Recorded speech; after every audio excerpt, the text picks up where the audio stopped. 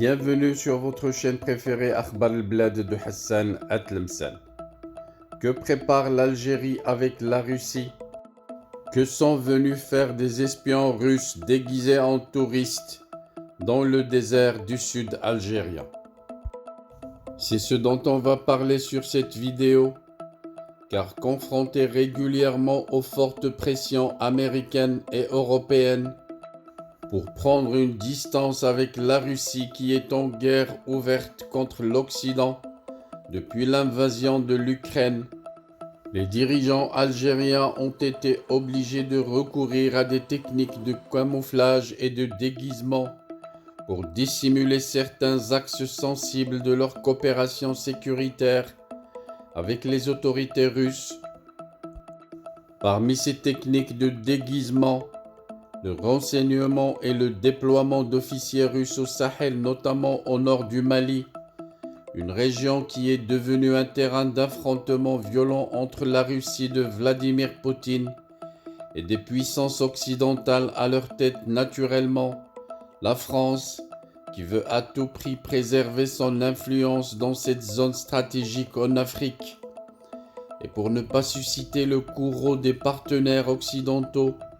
tout en préservant les relations d'amitié et alliance avec la Russie, un stratagème a été mis en place par les services secrets algériens pour poursuivre la coopération avec leurs homologues russes dans le dossier malien. Les officiers russes et leurs collaborateurs ne se déplaceront plus à Alger. Discrètement et à titre officiel, ils seront désormais présentés comme des touristes qui voudront découvrir les charmes du Grand Sud algérien. Cette drôle d'idée a été concrétisée officiellement en mettant en scène un soi-disant accord de coopération dans le tourisme entre l'Office national algérien du tourisme, une agence touristique privée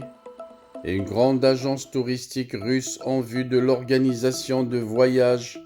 au profit des touristes russes en direction de l'Algérie. Une cérémonie officielle a été organisée dans ce sens le 25 octobre dernier par le gouvernement algérien pour faire croire à l'opinion publique que les touristes russes vont débarquer bientôt en Algérie, alors que la destination algérienne est encore quasiment méconnue en Russie. Pour donner un zeste de crédibilité à ce scénario inédit et étonnant, les autorités algériennes et russes ont même organisé un voyage exploratoire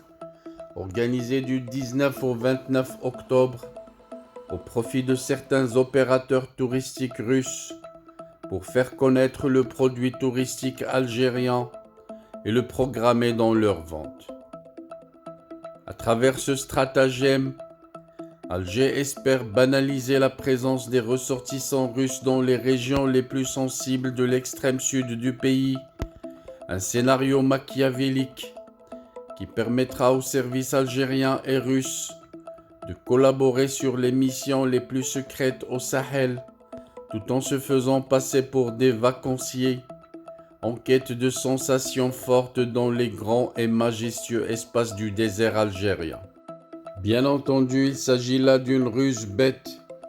car même les enfants savent que le tourisme est toujours véhiculé pour déguiser les espions.